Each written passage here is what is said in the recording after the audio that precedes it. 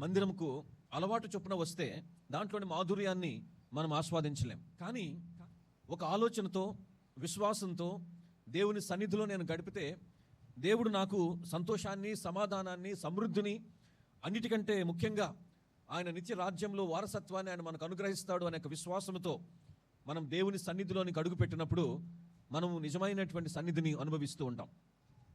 దేవుని యొక్క సన్నిధికి మనం యథాలాపంగా రాకుండా మనము మనలను సంసిద్ధం చేసుకుని ఆయన సన్నిధికి రావటం అనేది చాలా విలువైనటువంటిది. కాబట్టి ఈ యొక్క ఆరాధన స్థలము, ఆరాధన విధానము ఇవన్నీ కూడా మన యొక్క జీవితాన్ని ఎంతగానో ప్రభావితం చేసేటువంటివి. ఈ ఆరాధన అనేటువంటిది కేవలం ఆరాధన చేసే సమయం ఇది, ఈ సమయంలో మనం ఆరాధన చేసి వెళ్ళిపోతాం అనే విధానంలో నుండి మానవ జీవితమే దేవునికి ఆరాధన చేసేటువంటిది. మన జీవన విధానమే దేవునికి నిజమైనటువంటి ఆరాధన అనే ఆలోచనలోనికి మనం వెళ్ళాలి. అది కొంచెం కష్టమే అర్థం చేసుకోవటం. మనము దేవునికి ఆరాధన చేయటం మనకు వచ్చు. మనము మంచి పాట పాడతాము, చప్పట్లు కొడుతూ ఉంటాము. మనము దేవునికి ఇలాంటి మ్యూజిషియన్స్తో, ఇన్స్ట్రుమెంట్స్తో మనము దేవుని ఆరాధన చేస్తాము. అది ఆరాధన అని అనుకుంటాం. కానీ మన జీవన విధానాన్ని దేవుడు చూస్తూ ఉంటాడు. ఆ జీవన విధానంలో మన జీవితాన్ని దేవునికి సమర్పించుకోవటాన్ని నిజమైనటువంటి ఆరాధనగా దేవుడు చూస్తాడు. కాబట్టి మన ఆరాధన, మన ప్రార్థనా జీవితము కేవలము కొద్ది కాలానికి, కొద్ది సమయానికి, లేకపోతే కొంత ప్రదేశానికి పరిమితమైనటువంటిది కాదు. మన ప్రార్థన జీవితము అనేటువంటిది ఎలా ఉండాలంటే మన జీవితమే ఒక ప్రార్థనగా ఉండాలి, మన జీవితమే ఒక ఆరాధనగా ఉండాలి. మనం సర్వసాధారణంగా ప్రార్థనా జీవితము అని అంటాం. అంటే దాని అర్థం ఏంటంటే మన జీవితంలో ప్రార్థనా జీవితం మీకుందా అంటే మన జీవితంలో ప్రార్థన అనుభవం మీకుందా అన్నట్లు. ప్రార్థన అనుభవం అంటే రోజుకి ఒక గంటో లేదా అర్ధ గంటో లేకపోతే ఎక్కువ తక్కువ మనము ప్రార్థన చేసుకోవటాన్ని ప్రార్థనా జీవితంగా మనం ఆలోచన చేస్తాం. కానీ మనకు కావాల్సింది ప్రార్థనా జీవితం కాదు, జీవితమే ప్రార్థనగా ఉండాలి.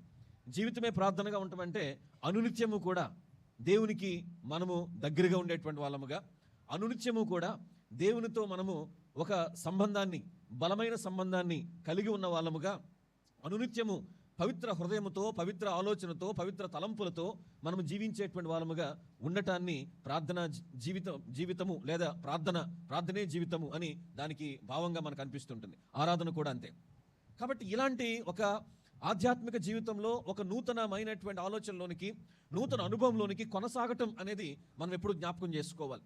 ఎప్పుడు కూడా బహుశా మీకు ఈ ప్రాంతంలో ఉన్న వాళ్ళకి చిన్న చిన్న చెరువులు, చేపల చెరువులో లేకపోతే రొయ్యల చెరువులో చిన్న చిన్న పాండ్స్ ఇవన్నీ బాగా గుర్తుంటాయి, బాగా తెలుస్తుంటాయి. తర్వాత నది కూడా తెలుస్తూ ఉంటుంది.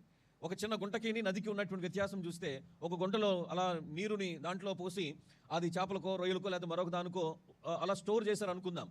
అలా స్టోర్ చేసినటువంటి నీరులో ఉన్నటువంటి స్వచ్ఛత రోజు రోజుకి తగ్గిపోతూ ఉంటుంది, ఎందుకంటే అది ప్రవహించదు కాబట్టి. అదే మీరు గోదావరి దగ్గరికి వెళ్ళి చూసారనుకోండి, అది స్వచ్ఛతగా ఉంటుంది, ఎందుకంటే అది ప్రవహిస్తూ ఉంటుంది కాబట్టి. విశ్వాస జీవితం కూడా మనం ఎక్కడ ఉన్నామో అక్కడే ఉంటే అది ఎప్పటికీ కూడా స్వచ్ఛతగా కనిపించదు, దాంట్లో పరిపూర్ణత, ప్యూరిటీ అనేది ఉండదు. కానీ ఎప్పుడైతే మనము మన విశ్వాస జీవితాన్ని ప్రవహించే నదిగా మనం చూస్తామో అప్పుడు దాంట్లో నిత్యము కూడా పవిత్రత ఉంటుంది, నిత్యము కూడా పరిశుద్ధత ఉంటుంది, ప్యూరిటీ అనేది ఉంటుంది. కాబట్టి మన ఆధ్యాత్మిక జీవితము కేవలము ఇది నేను చేసే పని అనే దాంట్లో నుంచి మన జీవితాన్ని నూతనంగా మలుచుకోవటం అనేది మనం అర్థం చేసుకోవాలి. ఒక వ్యక్తి ఒక కుటుంబంలో రక్షించబడితే తన కుటుంబం అంతటినీ కూడా తను రక్షించుకోగలుగుతుంటాడు. ఒక స్త్రీ అయినా పురుషులైనా వారికి వచ్చే ప్రతి శ్రమ నుంచి, ప్రతి శోధన నుంచి వారు జయిస్తూ వారు దేవుని వైపుకి తనకు కుటుంబాన్ని నడిపించుకునేటువంటి క్రమంలో వారు పోరాడుతూనే ఉంటారు. కాబట్టి ఈ వాక్యం అనేది వారి జీవితాలకు పరిపూర్ణమైనటువంటి మార్గాన్ని సూచిస్తూ దేవుని యొక్క నిత్య రాజ్యంలోనికి వెళ్ళటాన్ని ఆ వాక్యము ద్వారా మనం ఒక మార్గాన్ని అర్థం చేసుకోగలుగుతుంటాం. ఈ పరలోక రాజ్యము లోనికి ప్రవేశించేటువంటి ఆ సమూహాన్ని ఎవరు ప్రవేశించగలుగుతారు అనే చెప్పటం కొరకు ఆ పరలోక రాజ్యంలోనికి వెళ్ళటానికి ఆసక్తి కలిగినటువంటి స్త్రీలను ఆయన పరలోక రాజ్యంగా అభివర్ణిస్తూ ఉన్నాడు ఇక్కడ.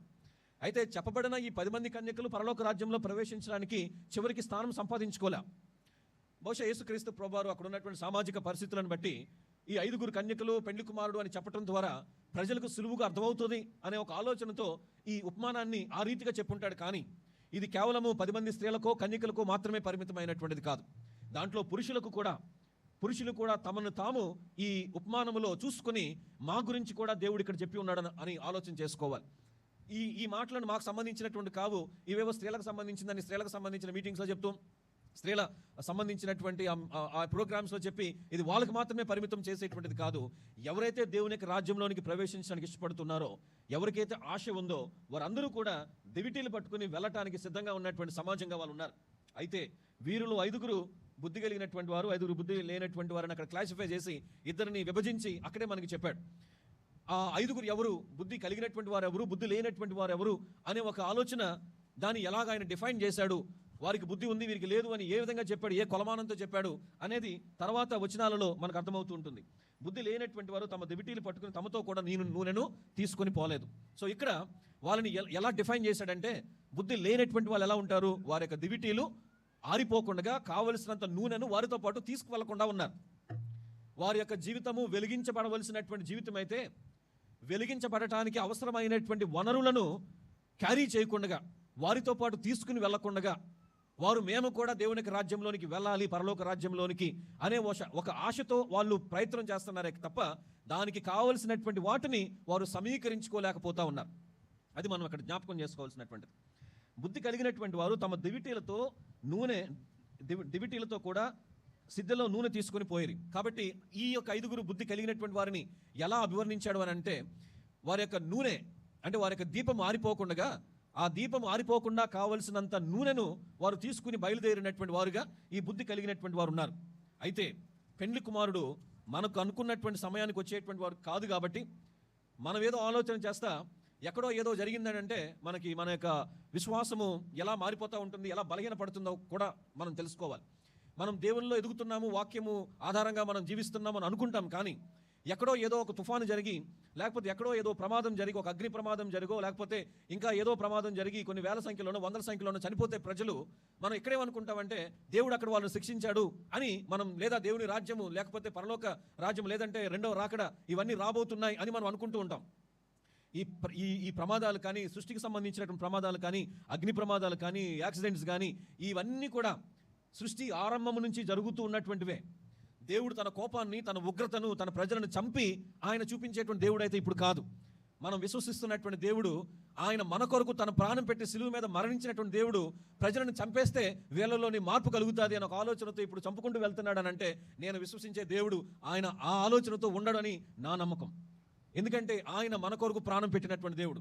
మన మార్పు కొరకు, మన ఆధ్యాత్మిక జీవితం కొరకు, మనం పరలోక రాజ్యంలో ప్రవేశించడం కొరకు ఆయన తన ప్రాణం త్యాగం చేసినటువంటి ఆయన, మనము మారకుండా మన జీవితంలో దేవుని ఆశ్రయించకుండా చంపుకుంటూ వెళ్ళిపోతాడు దేవుడు అని అంటే నేను నమ్మను.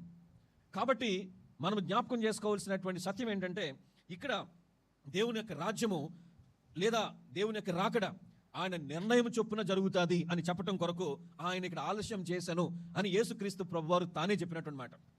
ఎవరైతే దేవునికి రాజ్యంలోనికి తీసుకుని వెళ్ళటానికి సమర్థులో, ఎవరైతే దేవునికి రాజ్యంలోనికి తీసుకువెళ్ళటానికి మార్గముగా చెప్పబడ్డారో, ఎవరైతే దేవునితో మనలను సమాధానపరచడం కొరకు ఈ లోకంలోనికి నరావతారిగా వచ్చినటువంటి దేవుడుగా ఉన్నటువంటి ఆయన ఉన్నారో, ఆయనే స్వయంగా చెప్తున్నటువంటి మాట, పెండ్లి కుమారుడు ఆలస్యం చేశాడు అని. అంటే దేవుని యొక్క రాజ్యము, పరలోక రాజ్యము, దేవుని యొక్క రాకడ అనేటువంటిది దేవుని యొక్క చిత్తంలో ఉన్నటువంటిదే తప్ప ప్రజల యొక్క ఆలోచనలతో ఉన్నటువంటిది కాదు. కాబట్టి అప్పుడు వచ్చేస్తాడు దేవుడు, ఇప్పుడు వచ్చేస్తాడు దేవుడు, అదిగో దేవుడు, ఇదిగో దేవుడు అని చెప్పేటువంటి మాటలు నమ్మటానికి మనము ఇంకా వెనకబడినటువంటి వాళ్ళం కాదు. విశ్వాసంలో ముందు అడుగులు వేస్తూ బలపడుతూ ఎప్పుడైనా దేవుని రాని, నేను మాత్రం సిద్ధం అని అనుకోవాలి తప్ప ఇదిగో దేవుడు వస్తున్నాడు, అదిగో దేవుడు వస్తున్నాడు అనే మాయ మాటలకు ఎప్పుడు కూడా పడిపోవద్దు అని చెప్తున్నాం. కాబట్టి ఇక్కడ తెలియపరుస్తున్న సత్యం ఏంటంటే, పెండ్లి కుమారుడు ఆలస్యం చేశాడు.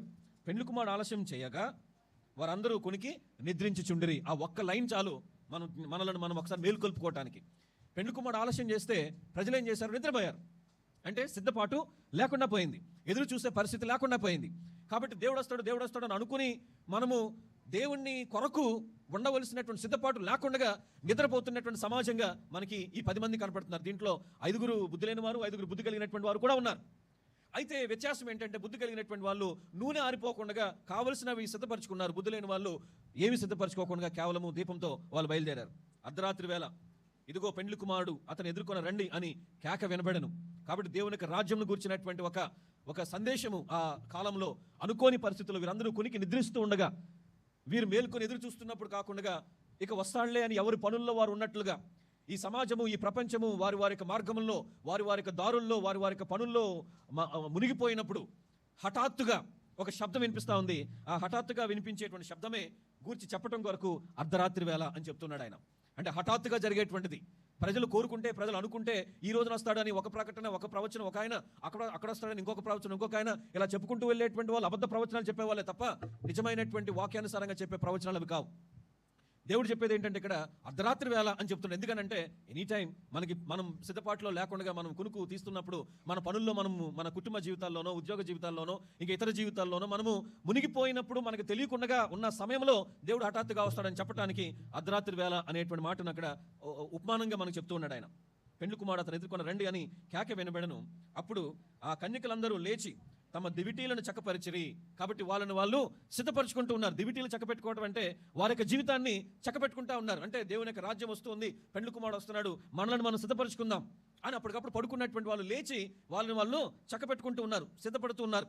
బుద్ధి లేని ఆ కన్యకలు, మా దివిటీలు ఆరిపోవచ్చున్నవి కనుక మీ నూనెలో కొంచెం మా కీయుడని బుద్ధి గల వారిని అడిగారు. ఇక్కడ మనకి ప్రాబ్లం ఎదురైంది. అంతవరకు బాగానే జరిగింది వాళ్ళకి. కానీ ఒక ప్రాబ్లం వచ్చింది. ఆ ప్రాబ్లం ఏంటంటే ఈ బుద్ధి లేని కన్యకలు, మా దివిటీలు ఆరిపోవచ్చున్నవి, మా జీవితము, ఆత్మీయ జీవితము ఆరిపోతా ఉంది. ఇప్పుడు మాకు మీ దగ్గర ఉన్నటువంటి నూనె ఏదైతే ఉందో ఆ నూనె మాకు ఇచ్చినట్లయితే మా జీవితాన్ని మళ్ళా తిరిగి మేము వెలిగించుకుని దేవుని కొరకు సిద్ధపడతాం అని చెప్తా ఉన్నారు వాళ్ళు. ఇక్కడ మనకి ఆ నూనె అనేటువంటిది కేవలం యేసుక్రీస్తు ప్రభువారి దివిటీల గురించో నూనె గురించో చెప్పడానికి కాదు. మన జీవితము ఆరిపోకుండా ఉండటం కొరకు ఒక నూనె దివిటి ఆరిపోకుండా ఉండటం కొరకు ఎలాగైతే ఉపయోగపడుతుందో, మన జీవితము ఆరిపోకుండా ఉండటం కొరకు కావలసినటువంటి వాటిని మనము సమకూర్చుకోవటం, మనతో పాటు వాటిని సిద్ధపరుచుకోవటం అనేది ఇక్కడ మనం నేర్చుకోవాలి. ఈ బుద్ధి లేని కన్యకలు, బుద్ధి కలిగినటువంటి వాళ్ళను, మీ దగ్గర ఉన్నటువంటి ఆధ్యాత్మిక జీవితం ఏదో, ఆత్మీయ జీవితం ఏదో, మీ దగ్గర ఉన్నటువంటి ఆ మర్మం ఏదో, మీ దగ్గరున్న వనరులేవో మాకు ఇవ్వండి, ఇప్పుడు మేము కూడా మా దీపాన్ని, మా జీవితాన్ని మేము వెలిగించుకుంటాం అని అనుకుంటూ ఉన్నారు. సమయం వచ్చినప్పుడు అప్పుడు మనం వెతక్కోవటం కాదు, అప్పటికప్పుడు మనకి వనరులు అని అంటే ఆధ్యాత్మిక జీవితానికి మనకు కావలసినటువంటివి ప్రార్థన మనకు కావాలి. ఆధ్యాత్మికంగా మనం ఎదగటానికి దేవుని స్తుతించడం, ఆరాధన మనకు కావాలి. దేవుని గురించి మనం తెలుసుకోవటానికి వాక్యం మనకు కావాలి. దేవుని గురించిన అనుభవంలో మనం కొనసాగటానికి సంఘం మనకు కావాలి. ఈ 4 ప్రాముఖ్యమైనటువంటి వనరులు మన ఆధ్యాత్మిక జీవితానికి: ప్రార్థన, స్తుతి లేదా ఆరాధన, వాక్యము, సహవాసం. ఈ 4 మనకు లేకుండా మనం బయట తిరుగుతున్నాం అనుకుందాం. ఆ 4 మనకు లేకుండా మనం జీవిస్తున్నాం అనుకుందాం. ఈ 4 లేకుండా మనం జీవిస్తున్నప్పుడు హఠాత్తుగా దేవుడు ఆయన తను ప్రత్యక్షమై మనలను ఆహ్వానించినప్పుడు మనకు సరి అయినటువంటి కావలసినటువంటి ఆధ్యాత్మిక అనుభవం లేకుండా మనం మిగిలిపోతూ ఉంటే అప్పుడు ఎవరినైనా అడుగుతాం, అమ్మ మా కొరకు ప్రార్థన చేయండి, మేము మీతో పాటు వస్తాం, అమ్మ మేము మమ్మల్ని మీ చర్చికి తీసుకెళ్ళండి, మేము మీతో పాటు వస్తాం, అమ్మ మాకు కొంచెం వాక్యం ఇవ్వండి, మేము చదువుకుని మీతో పాటు వస్తాం, మేము దేవుని స్తుతిస్తామని అప్పుడు అడిగితే లాభం లేదు అని చెప్తున్నాడు ఆయన. కాబట్టి ఇక్కడ ఏదో మనకు నూనె గురించో లేకపోతే దీపం గురించో చెప్పడానికి మాత్రం ఈ ఉపమానాన్ని దేవుడు చెప్పలా. కాబట్టి మనలను సిద్ధపరచడం కొరకు దేవుడు చేసినటువంటి, దేవుడు చెప్పిన ఒక గొప్ప అనుభవపూర్వకమైనటువంటి సందేశం, ఉపమానంగా మనకి ఇవి కనపడతా ఉన్నాయి. అయితే అందుకు బుద్ధి గల కన్యకలు, మాకును మీకును ఇది చాలదేమో, మీరు అమ్మవారి వద్దకు పోయి కొనుక్కోండి అని చెప్పిరి.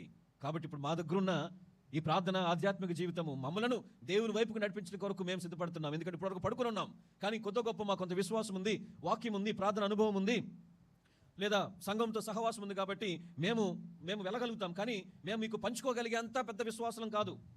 మిమ్మల్ని కూడా మాతో పాటు తీసుకుని వెళ్ళగలిగినంత విశ్వాసం మాకు లేదు. మాకున్నది కూడా కొద్దిపాటి విశ్వాసమే. కాబట్టి మీకు అది ఎక్కడ దొరుకుతుందో అక్కడికి వెళ్ళండి, ఆ అమ్మే వాళ్ళ దగ్గరికి వెళ్ళండి అని చెప్పడం ఏంటంటే, మీరు వెతుక్కోండి మీకు విశ్వాసం ఎక్కడ దొరుకుతుందో, వెతుక్కోండి మీకు ప్రార్థన ఎక్కడ అనుభవం ఉంటుందో, వెతుక్కోండి మీకు ఎక్కడ సహవాసం ఉందో, కాబట్టి మీరు వెళ్ళి తెచ్చుకోండి అని చెప్పి ఆ బుద్ధి కలిగినటువంటి వాళ్ళు బుద్ధి లేని వాళ్ళతో చెప్తా ఉన్నారు. అమ్మే వాళ్ళ దగ్గరికి వెళ్ళి తెచ్చుకునేంత వరకు పెండ్లి కుమారుడు ఎదురు చూస్తూ ఉంటాడు ఆ వేళ కోసం. ఆ పరిస్థితిని మనం అక్కడ చూస్తే, వారు కొనబోవుచుండగా, అంటే వాళ్ళు అప్పుడు మళ్ళా తిరిగి దేవుని దగ్గరికి రావటానికి, మళ్ళా ఆధ్యాత్మిక అనుభవంలో వారు కొనసాగటానికి, ఆధ్యాత్మిక జీవితాన్ని అనుభవించడం కొరకు వాళ్ళు తిరిగి ప్రారంభించారు. ఆధ్యాత్మిక జీవితానికి కావాల్సిన 4 మర్మాలు, 4 వనరులు మనం చెప్పుకున్నాం కదా. ప్రార్థన అని, స్తుతి ఆరాధనని, వాక్యమని, సహవాసమని చెప్పుకున్నాం కదా. ఈ 4 కొరకు వారు ప్రయాసపడతా ఉన్నారు. ఎక్కడ దొరుకుతుందో వెతుక్కుంటూ వెళ్ళటానికి వాళ్ళు సిద్ధపడతా ఉన్నారు. కానీ వారు కొనబోచుండగా పెండ్లి కుమారుడు వచ్చెను. అప్పుడు సిద్ధపడి ఉన్నవారు అతనితో కూడా పెండ్లి విందుకు లోపలికి పోయిరి. కాబట్టి ఇక్కడ అవకాశం అందరికీ ఒకటే. 5గురికి ఉన్న అవకాశం అదే, ఈ 5గురికి ఉన్న అవకాశం అదే. వాళ్ళు పడుకుని ఉన్నారు, అంటే వాళ్ళు కూడా జీవన ఈ యొక్క స్థితిలో వాళ్ళు ఉన్నారు, ఈ భౌతికపరమైన వాటిల్లో వాళ్ళు ఉన్నారు, వీళ్ళు ఉన్నారు. కానీ వారి ఆధ్యాత్మిక జీవితము ఆరిపోకుండా కావలసినవి వారి దగ్గర సమకూర్చుకున్నారు. వీరి ఆధ్యాత్మిక జీవితానికి కావలసినటువంటి సమకూర్చుకోకుండా వారు రిలాక్స్డ్గా వాళ్ళు నిద్రిస్తూ ఉన్నారు. దేవుని యొక్క రాకడను నిర్లక్ష్యం చేస్తూ వచ్చినప్పుడు చూద్దాంలే అని అనుకుంటూ ఉన్నారు. కానీ ఆ సమయంలో సంపాదించుకోవటానికి, తిరిగి ఆత్మీయంగా బలపడటం కొరకు వారు ప్రయాసపడుతున్నారు. కానీ దేవుడు సమయం వారికి ఇవ్వలేదు.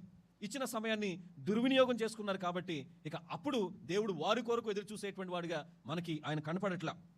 అప్పుడు వాళ్ళు వచ్చి తలుపులు వేయబడిన తర్వాత తక్కిన కన్నికలు వచ్చి, అయ్యా అయ్యా మాకు తలుపు తీయమని అడుగగా అతడు మిమ్మును నెరుగునని మీతో నిశ్చయంగా చెప్తున్నా.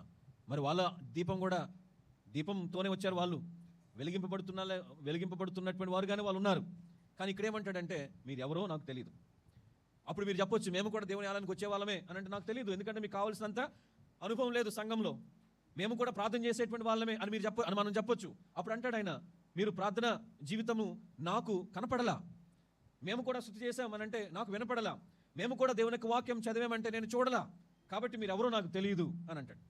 కావలసినంత ఆధ్యాత్మిక జీవితాన్ని లేకుండా వాటిని పక్కన పెట్టి దీపము ఆరిపోతుందేమో అనే ఒక అవగాహన, భయము కూడా లేకుండా నిద్రపోతూ ఈ భౌతికపరమైన జీవితంలోనికి వారు ఎప్పుడైతే వెళ్ళిపోయారో వాళ్ళ ఆధ్యాత్మిక జీవితం కూడా ఆరిపోతుంది. దాన్ని వెలిగించుకోవడానికి కావాల్సినవి వారి దగ్గర లేకపోవడంతో దేవుడు మిమ్మల్ని, మీరెవరో నాకు తెలియదు, మిమ్మల్ని నేను ఎరుగునని మీతో నిశ్చయంగా చెప్పుచున్నాను.